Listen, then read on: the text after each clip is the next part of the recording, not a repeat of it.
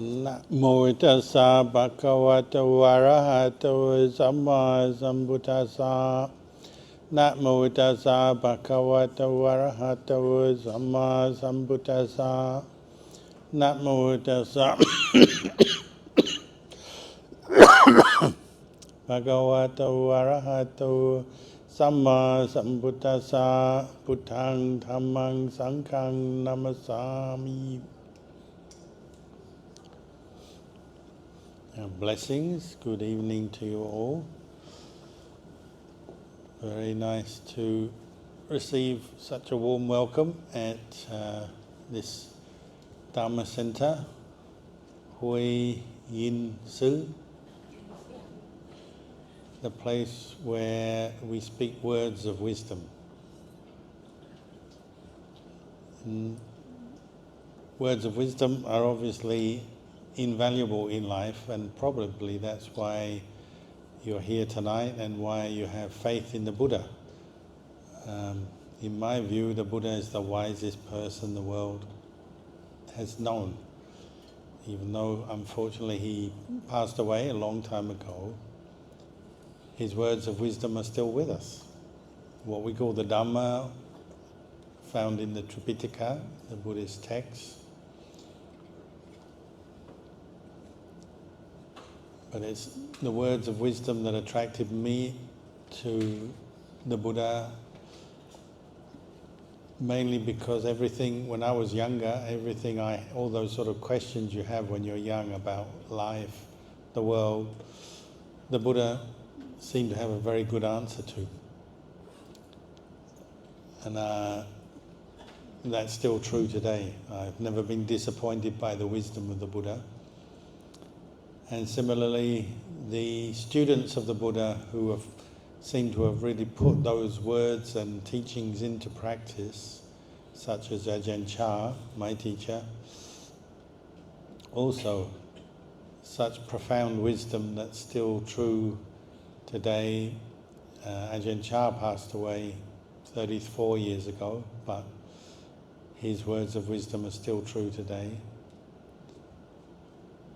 And this is what I would say is what Buddhism offers to the world, is words of wisdom. And the world needs that, as we know, as everybody keeps complaining, always such bad news every day, wars and economic problems and disasters and earthquakes and so on. We need words of wisdom for the world, for living in this world. And the Buddha provides that. The Buddha and the Dhamma and the students of the Buddha, the Sangha, provide that. So you're actually very lucky human beings. Next time you're caught into your own grumbling mind, complaining about how difficult your life is and how many problems you have, pause and just remember that you are very lucky because you have faith in the Buddha and his teachings, these words of wisdom. You've had a chance to hear them and you have a chance to practice. You have a place like this to come and practice, and many other places in Penang and all over the world nowadays. That's your good fortune, you're lucky. And the Buddha pointed out it's our great good fortune if we are born a human.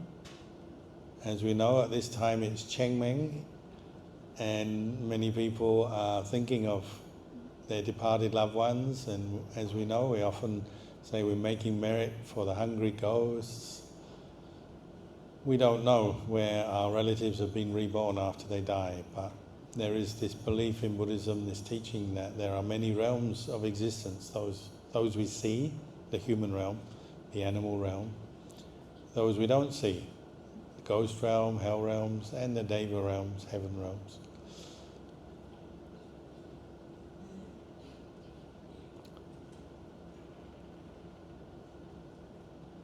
But we need the Dhamma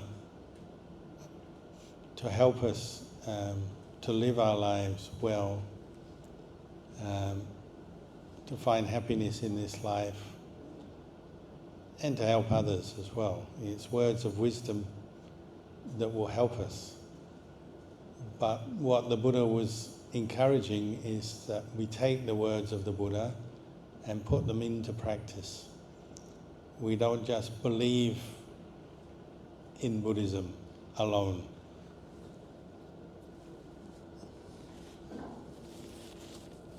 Maybe in the beginning of our Dhamma practice, we have this good fortune to be born as a human, hear the Dhamma, be healthy enough to practice. That's our great good fortune. But we also have to put it into practice in daily life, and that's the hard part. Because we're still caught up into delusion, but then what is the opposite of delusion is wisdom.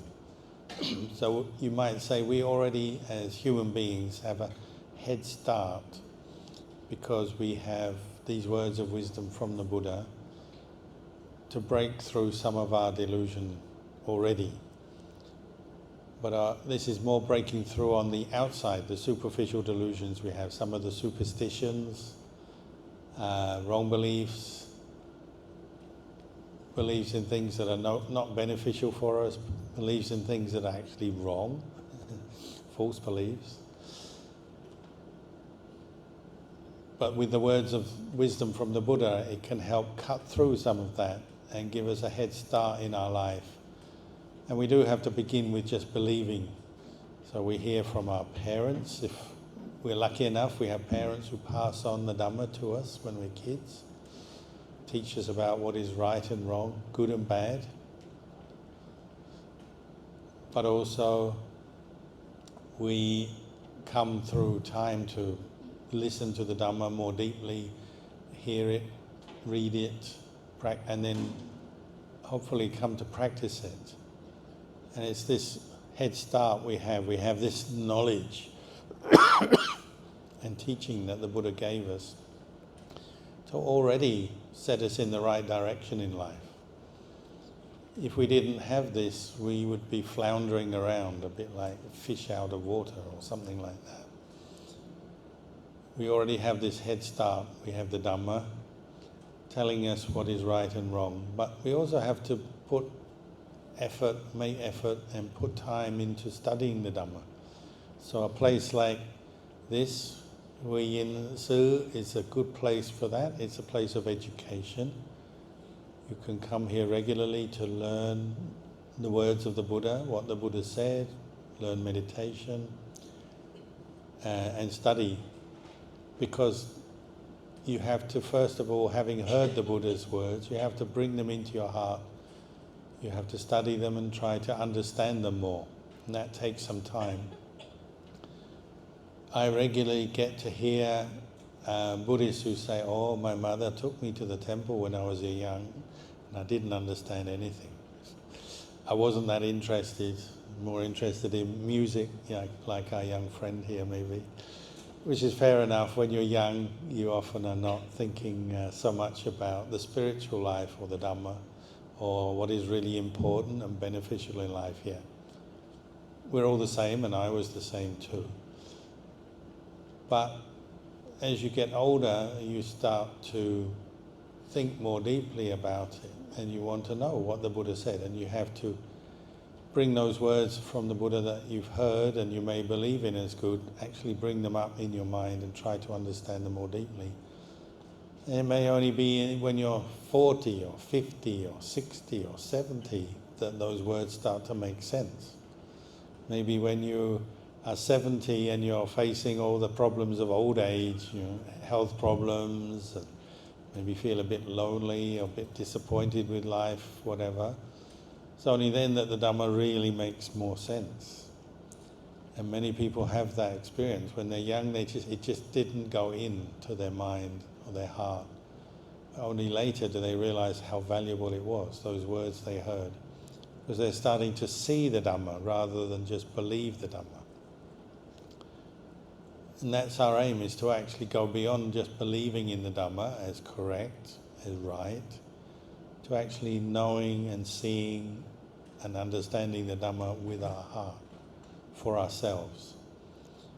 You might say, to find the Buddha inside our own heart.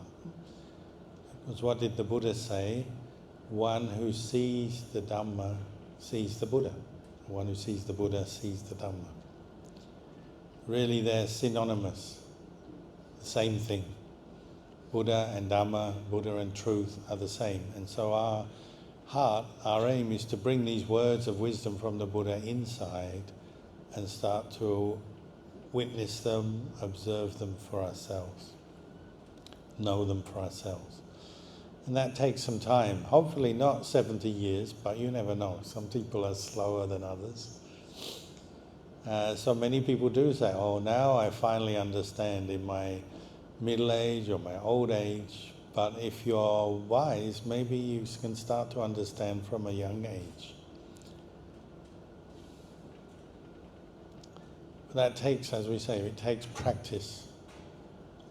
And this is why, we have teachers teaching us meditation. We have chanting to remind us of the teachings, the words of the Buddha. We have many, many supports in our practice to help us come back inside. And we have Kalyana Mitta also. Kalyana Mitta means Dhamma friends.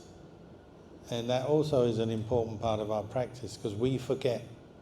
If your practice is based just on the level of belief, well, sometimes you forget, don't you? Your belief gets pushed to the back of your mind, and you forget what the Buddha taught. You forget what is right and wrong, what is correct Dhamma. You forget that. So, the Kalyana Mitta, Dhamma friends help. Having a place where you meet Dhamma friends, maybe they can remind you of what they've practiced, what they've heard, their viewpoint.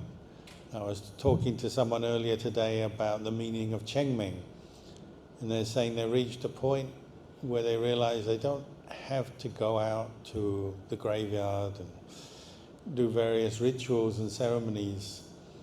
And this came about through their wife. This man and his wife was practicing Theravada Buddhism, and the teacher said, the highest kinds of merit making come when we make merit with the noble ones, the noble Sangha. We support Sangha, make merit through dana offerings, keeping precepts, listening to the Dhamma, meditating. This is the highest merit, higher than going and cleaning up a grave once a year. And that's not to say it's a bad or a wrong thing to go and clear up the grave, but it's not very much merit. To put out food that nobody eats, saying, well, this is for the ancestors, for the hungry ghosts. Yes, it's symbolic. It's a good thing in that sense, but it's very little actual good karma is made. Whereas if you make merit with the noble ones, with Sangha, you keep precepts every day or regularly, you meditate regularly, or you'll make much more merit. Your mind will come up and go further. So these occasions are something just to test our faith in Buddhism, and also to think more deeply, look more deeply into our Buddhist practice. It's not just a belief, a ritual that we do the chanting, we bow.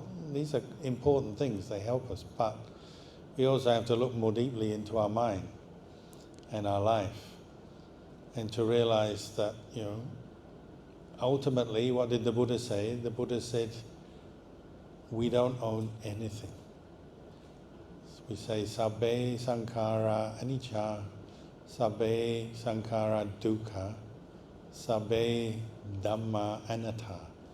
Sabbe dhamma anatta means what? Anatta means not self or without self. Dhamma means everything. Everything you can think of, everything you can point to in this world. Sabbe means all or everything. So all things are without self. Meaning we don't own anything. We don't own this body. We don't really own this Dhamma center.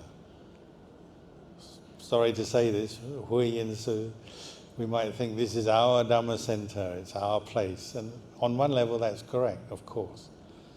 But on the deeper level, it's not our place. One day it will fall down. Hopefully after another 50 years. I heard you celebrated 50 years of your Dhamma center. Good. And hopefully it'll be here for another 50 years. But maybe if there's an earthquake, it will fall down. As you know, earthquakes happen and they are very unpredictable. So even this Dhamma center is ultimately not ours. This body is not ours, otherwise we wouldn't get old and get sick and die, because nobody wants that. And if it was really ours, we could say, don't get old. But can you tell your body to not get old? We can't even tell our body to stop aching. If I keep talking for a few hours here, you'll all be wriggling and aching. Your knees will hurt, your back will hurt. That's because your body is not self. It's not you. You don't really own it. If you really owned it, you just command it. You say, body, don't give me pain today. I want a pain-free day. But you can't do it just by commanding it. It doesn't work. So nowadays, we go and get all kinds of painkillers, drugs and pharmaceuticals and all kinds of things to take away the pain. Or if we go a bit further and we're not very wise, we'd probably drink ourselves. We say to drink and drown away the pain. But really, if you look more deeply, what's that coming from? It's coming from the fact this body, we don't really own it. We can't control it. We can't make it do what we want. This body goes according to nature. It's born from our mother's womb. We get older every day. Our mother feeds us. Parents look after us, nurture us, so we grow up. Now we're into our youth, our middle age, our old age. But you can't stop your body getting older every day. And one day it will have to die. It's just reminding you, you don't own this body. Just as this Dharma center, one day it will get old and sick and die as well. One day they'll have to pull it down. So nothing in this world belongs to us. This is a word of wisdom from the Buddha to help us understand the way things are. But you have to bring that into your mind every day, don't you? You have to bring that teaching up, maybe meditate on it, contemplate it, think about it, remind yourself of it. This is what I mean by bringing the words of the wisdom from the Buddha into your heart, and your heart will gradually accept them. It will change. Now, many people, when they start listening to the Dhamma, start practicing Buddhism, don't want to hear about old age, sickness and death, impermanence. Too difficult, not nice, not attractive, it doesn't make us feel happy. Maybe we like to hear about teachings about compassion, kindness between people, which is good, that's important. But we don't want to hear about impermanence, suffering, no. Don't want to hear about that. Don't want to hear about the idea of death. No. Many people I know, you start talking about the fact that we will die, and they start to get stressed. And they put their hand up and say, don't talk to me about death, I don't want to hear. Just the idea is already painful. And yet death is the most normal thing in life. Birth and death come together, they're a pair. Anyone who's born must die. Anything that is born into this world, whether it's a plant, an animal, a person, or even a building is kind of born, isn't it? You create it, you construct it, eventually it will die, it will get knocked down or it will fall down. Whatever is born must die. This is a word of wisdom from the Buddha, but when we first hear it, we go, I don't want to hear that. My mother was like that. When I first started practicing Buddhism, I go to my mother and I say, Mother, do you know everything is impermanent? We are getting older, sicker every day, we got to die. She said, shh. She didn't want to hear. She'd say, I'm some kind of curse of a child to talk about death and make this household very depressed. But gradually, because I was very persistent, you might say stubborn, but persistent, I kept reminding her, everything is impermanent, we will all die, everyone must die. She changed. It took about 35 years, I agree, it took a long time. but she started to change and open up to the truth. And that's what you have to do, is bring these words of Buddha into your heart and change your heart, change your mind for the better. That's what wisdom does. It brightens the mind and it helps you adjust to nature, to reality. Otherwise, our mind is very all over the place, very shaky, and one day you believe one thing, another day you believe another thing. Like they come to you and they say, "Oh, Ajahn, I bought this product in the supermarket, maybe something for cleaning floors or something. They say, this is it, this is the best product for cleaning your floor. Here, Ajahn, you try this." And you try it and you say, "It's just the same as any other product." After a while they realize, yeah, maybe I was wrong. It's not so good, it's nothing special. We do that all the time, don't we? We always have the next best thing, the next new thing, the new medicine, the new cleaning product, the new place to go, the new kind of food. Always looking for something new, believing this is it. Quite often we're just caught in a belief, hoping for the best, but often it's not true. Sometimes it's completely wrong, sometimes it's partially true, but we're always doing that. But when you come to the Dhamma, this is something totally different. This is something that will give you true wisdom, true knowledge, true understanding, that isn't changing like our beliefs and our opinions on things, what I like, what I don't like. It's not like that. The Dhamma is truth. And practicing the Dhamma, you're trying to bring your mind to see, to know the truth. So this talk, I think, was called Practicing the Dhamma to Your Last Breath, or something like that. Why would the Buddha teach that? And the Buddha did teach that. It's because every moment is a chance to see and know the Dhamma. Usually, as lay people, you go to work, you go studying, you go here, you go there. You think, I'll practice the Dhamma when I go to the temple. I'll go to Hui Yin Seh and I'll practice Dhamma. And then you go home and you don't practice Dhamma. Home is not for practicing Dhamma. That's what we usually think, isn't it? But if you start thinking every breath in, every breath out is an opportunity to be aware, be mindful, to see the Dhamma, know the Dhamma. Well, every breath in, every breath out means everywhere, doesn't it? The only people who don't breathe in and breathe out are dead people. And it doesn't matter then. As long as you're alive, you're breathing. So every breath counts, and it can be an opportunity to see the Dhamma. That's a good thing. It means you can learn the Dhamma every breath. It means every moment of your day, of your life, is valuable.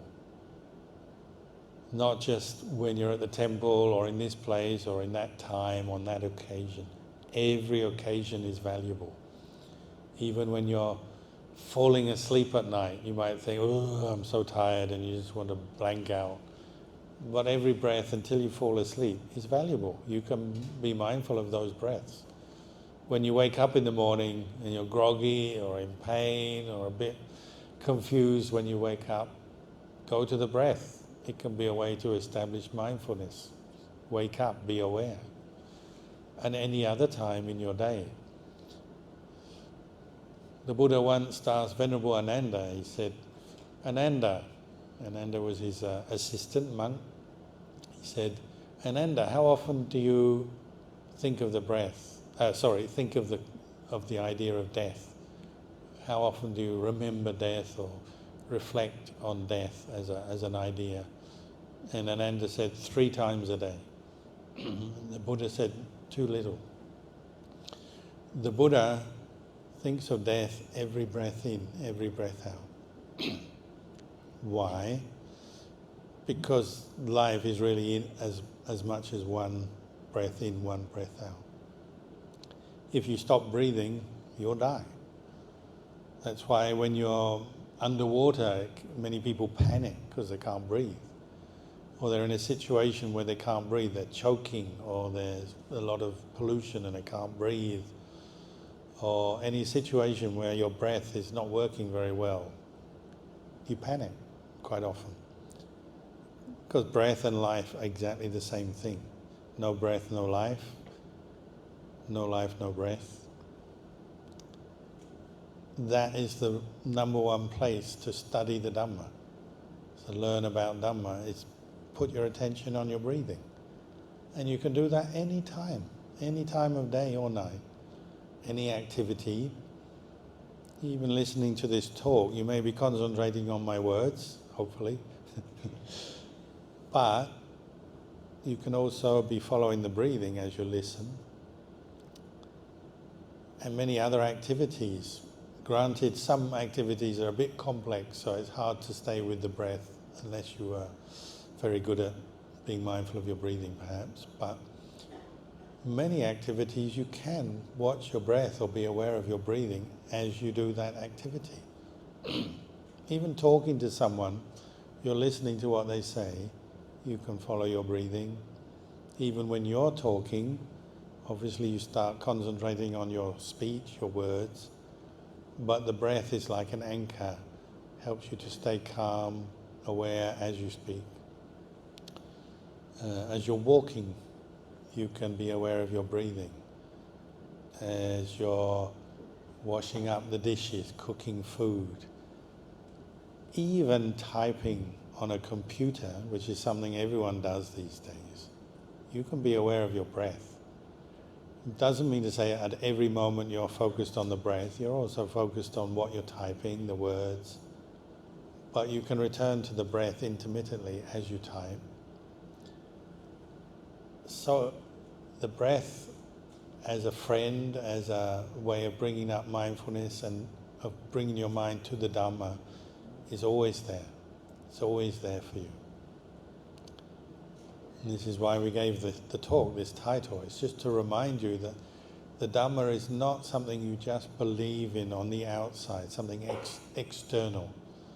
It's something you actually have to practice and you bring in to your life. And the breath is like a link between your mind, the Dhamma, the truth. The breath can link you to that. What did the Buddha do on the night of his enlightenment? Next month we celebrate Wesak. What did the Buddha do on his night of his enlightenment? He sat under the Bodhi tree watching his breath go in and out. That's how he started his night of his enlightenment. He was thinking actually of when he was a child, and that's another important thing. You get a lot of children coming to school here. I suggest you should have some, maybe just 5-minute mindfulness of breathing classes for the kids as well. Maybe you already have them, I don't know. But the Buddha started breathing meditation when he was 7 years old. He sat under the rose apple tree, the common tree in India. He sat down as a 7-year-old. He was bored with the ploughing ceremony. His father, the king, was doing the ploughing ceremony at the beginning of the ploughing season. And there's probably a lot of ritual, Brahmins chanting. So for a kid, not that exciting. A bit like Dhamma talks. Kids don't want Dhamma talks usually. But the Buddha still had a lot of Dhamma in him, even though he didn't want to go to this ceremony. He went and sat down under a tree to one side and he started meditating on the breath quite naturally. You would say that's because he's done it before. You say, well, how come he's done it before? He's only 7 years old. Nobody's taught him this. Well, previous lives. So Buddhism teaches we're not here just one life. We've been around previous lives. And particularly the Bodhisattva, the Buddha to be, when he was 7 years old, he was building on his previous practice over many lifetimes as a Bodhisattva. So he practiced mindfulness of breathing before. He's probably an expert. Or we'd say, nowadays we'd say genius. You know, even little kids, 7-year-old kids sometimes are genius on the piano, maths, spelling, different skills they often have even when they're 7 years old. Well, the Buddha had that skill of breathing meditation when he was 7 years old. So he sat there, very peaceful, and they say he went into jhana, 7 years old. So all you oldies have no excuse. If you say, oh, I haven't been doing it enough, or I got no merit, if a 7-year-old kid can do it, we can all do it. We just have to try harder. So the Buddha went into jhana and became very peaceful. They also have that rather unusual event. They say the sun is hot because it's the middle of the day.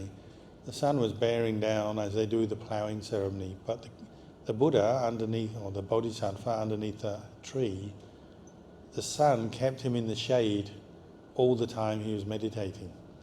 So normally you see the sun coming down, the shade of a tree will move as the sun moves through the sky, or as the earth turns, the shade will turn, won't it? It'll move through the day.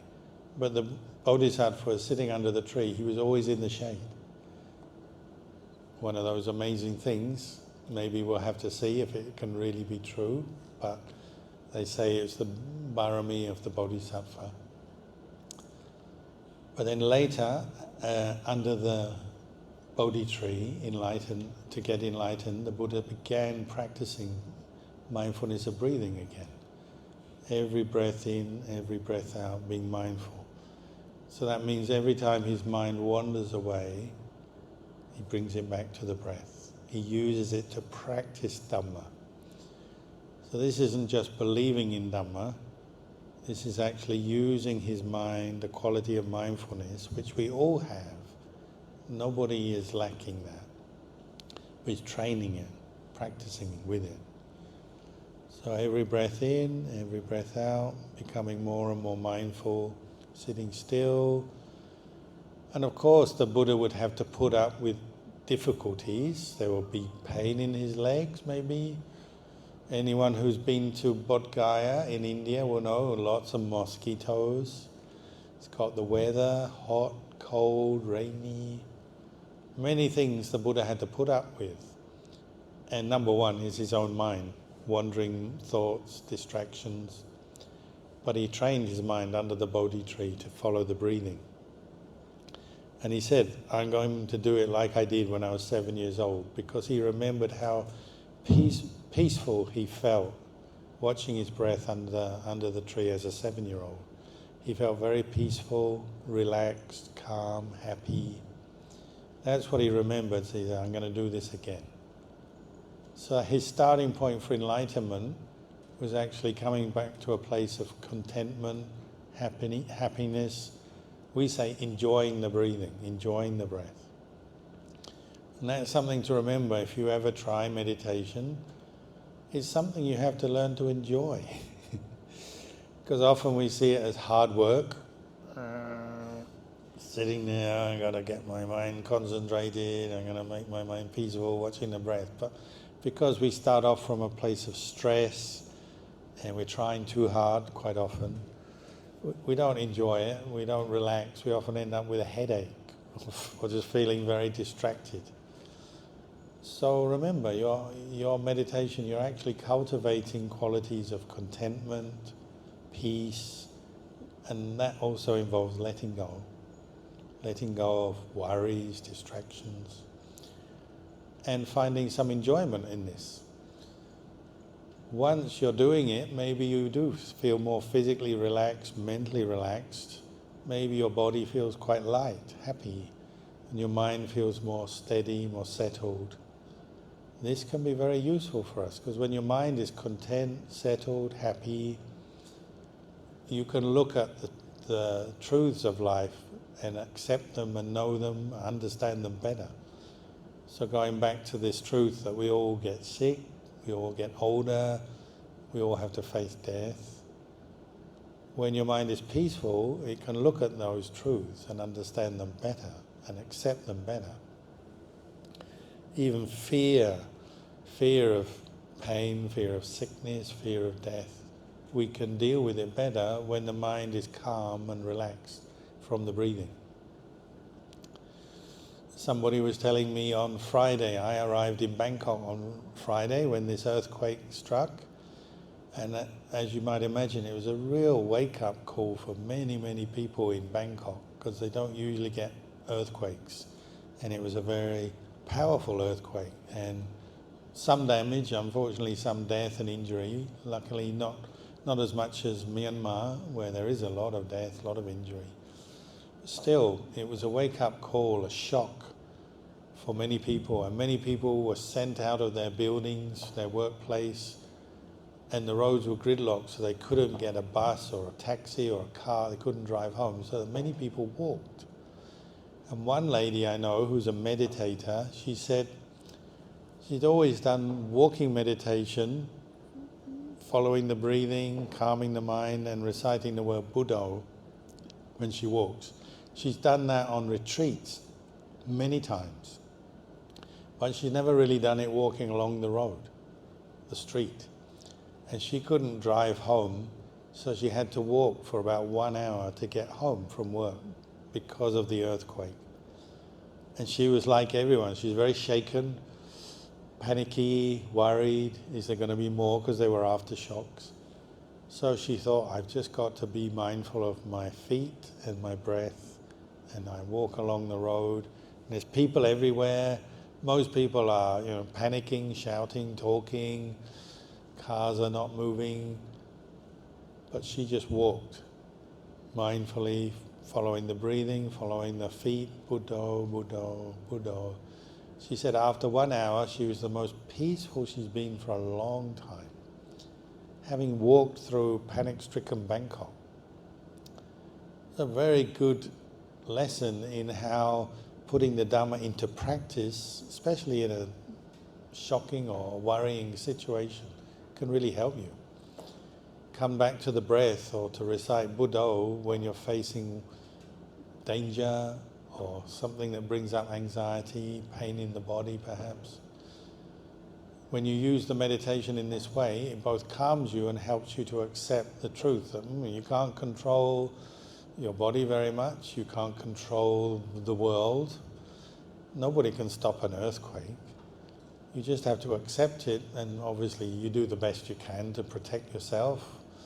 You don't have to, stay in danger. If you can get out of danger, good. But more importantly is, can you look after your mind as you're facing this dangerous situation? So this lady really said, now I understand why we meditate. At the moment when you face death, you face fear, you have something, you have a refuge. You have something you can turn to. And it may not be an earthquake, that's a very rare thing, but it may be you have an operation to face, or you have some nervous situation, you're in an accident, or you're facing some very emotionally upset person and you don't know what to do. All these difficult situations, what can you do? You can go to the breath. It can calm you down, it can help keep you grounded, keep you mindful when you face these situations. And actually, not just when you're facing fear or pain, in very ordinary situations, because most of the time we're not facing earthquakes or don't have to go in for major surgery or something. Those are unusual occasions. Most of the time we're just facing our ordinary distracted mind. We think too much. We grab on to our thoughts and we're always thinking and worrying and planning and scheming and reacting to things. I like this, I don't like that, I want this, I don't want that. That's the more normal kind of mind state we're facing, isn't it? But the breathing meditation and the Dhamma can help you face that. So learn to bring more attention to the breath, and that will help you deal with this ever-wandering mind, the distracted mind, the mind that's constantly creating, concocting. In Thai, they use the same word for this mind that is kind of concocting emotions and worries as they do for making food. You concoct food, you get all the ingredients, you put them together and you make a nice dish of food. They use that same word in Thai, it's prungdang, for your mind. It's constantly making another dish of food in your mind. Sometimes it's literally you're planning food, sometimes you're planning work, Sometimes you're planning some kind of entertainment or wanting entertainment. Sometimes you're reacting to things, and it goes in the negative way as well. You're concocting worry or anger when you're not happy with what somebody said. You concoct emotions and mind states all the time. You create them up, bring them up out of nothing. When they end, what happens? The mind goes back to this place of emptiness. So when you meditate on the breath and you become more mindful, you're actually bringing the mind to get to know this place of emptiness, peace. Emptiness and peace in Buddhism are the same thing. Emptiness is not meaning something where you're kind of lonely and confused and feeling empty in that sense. No. It just means the mind that is peaceful, unconditioned or unconcocted. Happy. It's a form of happiness. Content, not needing anything else. Content within itself. And you can only really understand this mind or know this mind by practicing some meditation, coming to the breath maybe.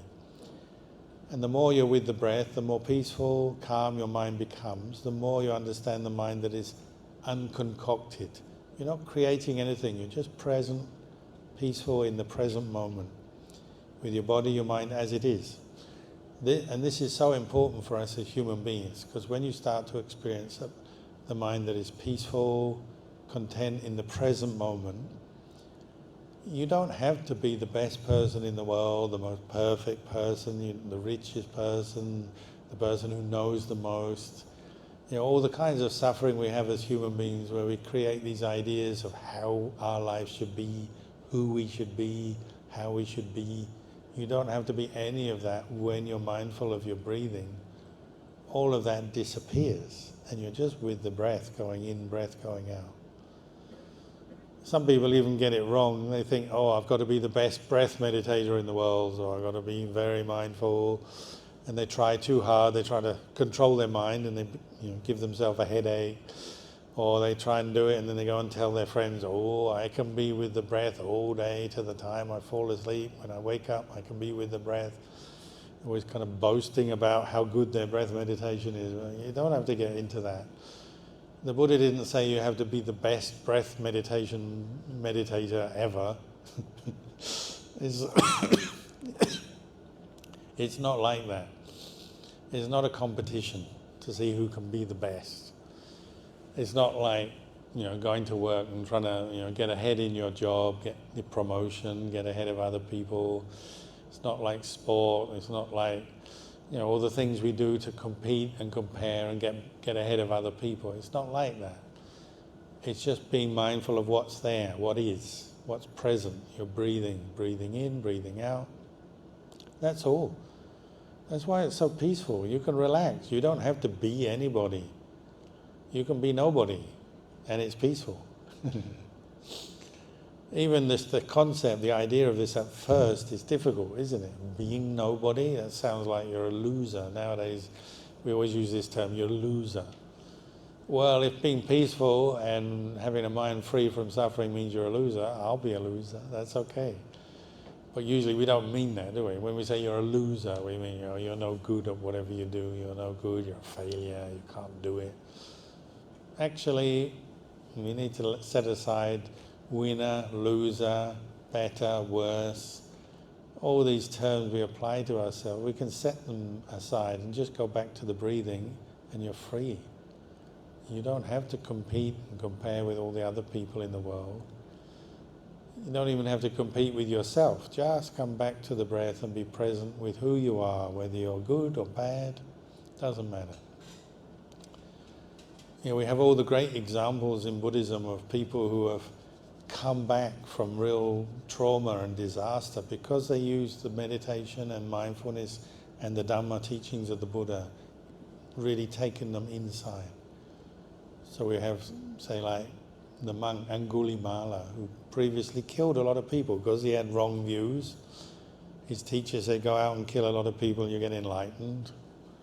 How could you do that? But he believed him, so he did for a while until he met the Buddha. But he killed all those people. He could still come enlightened. It's an amazing change, or we'd say revolution of the mind, from completely deluded, coming back to seeing the Dhamma, knowing the Dhamma. Or the lady Patachara, who lost in one night, lost her kids, lost her husband, lost her parents. Everybody died, so she just lost her mind. Because she lost everyone, including her baby. They all died. So she loses her mind, throws off her clothes, and just walks naked through the countryside. You'd say rock bottom.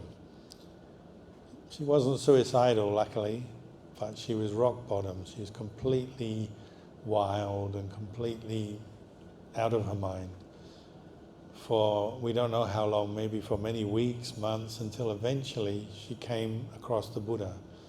And out of compassion he said, sit down, and he got the people to give her a blanket, clothing, food and drink. So she recovered a bit, and then she could hear the Dhamma. And she eventually got enlightened. From complete mental breakdown up to enlightenment is possible. But we have to use what we've got. We've used this body and mind, we use the Dhamma that we've heard. So it doesn't matter how good or bad you are. We always have so much self-opinion. I'm no good, I got no merit, I'm no parami. Some people are, I'm ugly, I'm not beautiful. Some people, I'm not smart, I'm stupid. Some people, I'm very greedy. Some people, I'm very angry. Sure, we all have our faults. There's nobody born in the world who's perfect. Otherwise you wouldn't be born. Think about it. Why are we born? We're born because of our previous cravings and attachments. The faults of the mind bring us to be born. Nibbana is the perfection of the mind, the purity and peace of the mind. That doesn't bring you to be born. So people who have a pure mind don't get born again. But the reason we're born is because we still have attachments, wrong views, greed, anger, worry, all those normal kinds of human suffering is what brought us to be born. So we're all in the same position. There's nobody better or worse than another. Obviously some people are richer than others, but in terms of Dhamma, that's not the most important thing. The most important thing is do you understand how to train your mind? Can you let go of all these distractions, bring your mind to the present moment, bring up the calm, enjoy the breath, let go of your worries, the distractions, the greed, the anger? Can you do that? That's the most important thing we're aiming for.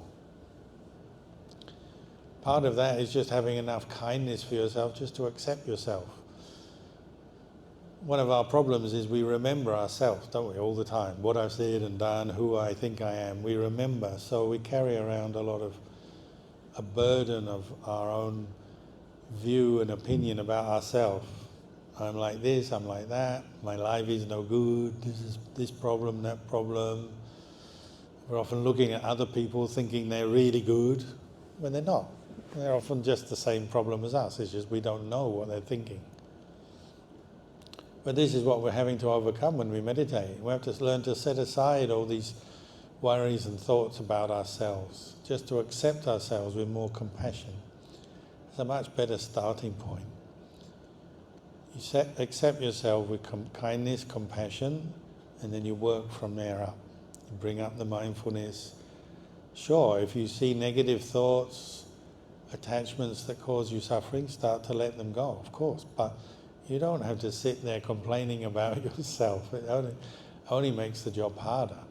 Just accept yourself with goodwill, kindness, and then start training this mind to be aware of the present moment. And very quickly you'll see, so much of my suffering is just what I think about things. Too many thoughts, attaching to too many thoughts. If you have some pain, maybe now you're sitting for a while now, maybe you start to have some pain in your leg. Okay, but ask yourself, if you have pain in your body from illness or just from sitting too long, is the problem really the painful feeling, or is it what you think about it? Usually when there's something painful we experience, it could be the weather, too hot, too cold, it could be our legs, some painful aches and pains, it could be tasting some food we don't like. the problem is not really the painful feeling we're experiencing. That usually is very fleeting, temporary. Even pain in your legs, as soon as you stand up, that disappears, doesn't it? The problem is not the painful feeling so much as what we think about it. We react to it. We say, I don't like this, I don't want this. That's our problem in life. That's where all this dukkha comes from, what we think about things. But if you establish mindfulness in the present moment, come back to the breath, one thing you learn is that a lot of these painful experiences are quite endurable. We can cope with them, we can be with them. As soon as we're mindful, it's like, okay, it's unpleasant, but it just passes away, doesn't it? It comes and goes. You know, say someone scolds you, they say something you don't want to hear, they attack you or criticize you. Okay, when you're not mindful, what happens? The mind starts racing. Why did they say that? Maybe have an argument with them, or at least think a lot of negative thoughts. But if you establish mindfulness, you're with the breath, they've said those words, but then you just come back to the breath, what happens to those words? What happens to your thoughts about those words? They just pass away, don't they? They come up and they go away, finish. The suffering is not so much the painful feeling when they scold you or when your leg hurts. It's your mind thinking and reacting to it all and holding on. So maybe you keep holding on, oh, my leg hurts. But you know, in the course of one day, your leg doesn't hurt that much. It's very temporary. Or they scold you with those words. How long does that last? A few seconds. Finish. If you can be mindful, that's the end of it. Finish. It's just a few words. Gone. The problem is more the memory and then thinking about it. They scolded me. Why did they scold me? They shouldn't scold me. Who are they anyway? Blah, blah, blah, blah, blah. And we extend it. We have this concept in physics, extending the life of particles. What we're doing with dukkha is extending its life all the time by thinking too much. Keep remembering what they said, what they did. And I don't just mean what they did earlier today. You can remember what they said and did last year. True? Even 10 years ago. 10 years ago, still smouldering in the back of the mind, bubbling away, smouldering away. They did this, I remember them, they didn't help me that time when I needed help, oh, they're a bad person. They took my money and they never returned it. They said those words, they did whatever they did, 5 years, 10 years, 20 years. I always say the record I've had in my monastery is 50 years. Never let go, 50 years. That means over and over again. Maybe not every day, all the time, but once in a while, you go back to that old story, that old event, and you come up again, angry again, thinking again. Why? Because there's no mindfulness, and we don't realize we're doing it to ourselves. We're hurting ourselves. If you get angry, who's the person you're hurting when you have an angry thought? You. The person you're angry with, they don't even know you're angry maybe. Maybe they do, but maybe they don't. They're not the one feeling that emotion, thinking that thought. You are. As soon as you hold on to that angry thought, you're hurting yourself. You might as well get a piece of wood and start bashing yourself over the head.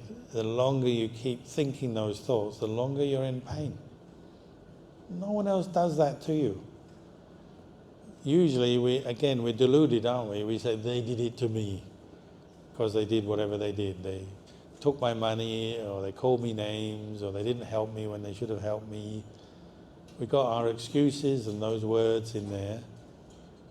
But that's just excuses and words. That's not the reality. The reality is we're holding on to this emotional anger, the thoughts, the feeling, and we're not letting go.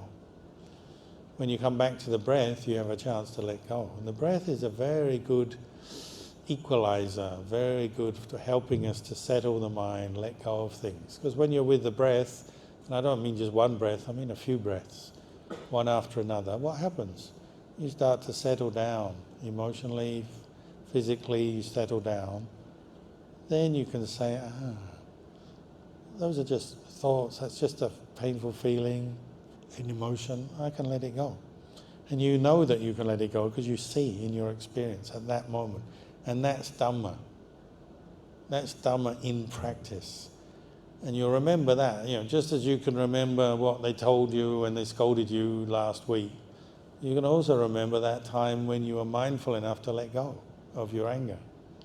You let it go, you put it aside, you stop thinking those thoughts, you stop feeling those emotions, and you're free.